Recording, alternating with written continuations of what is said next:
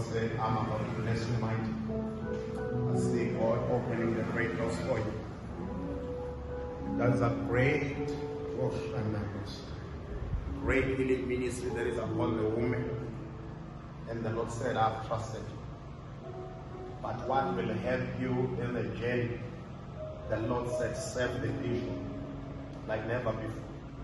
Serve the man of God. Once you serve the man of God, you will see a double portion.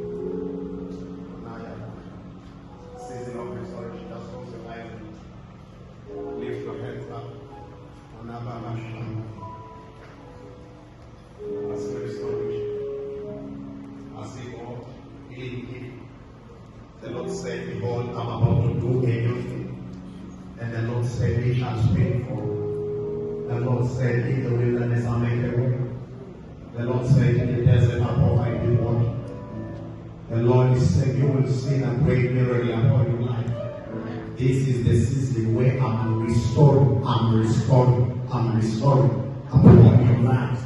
You will see a miracle of God.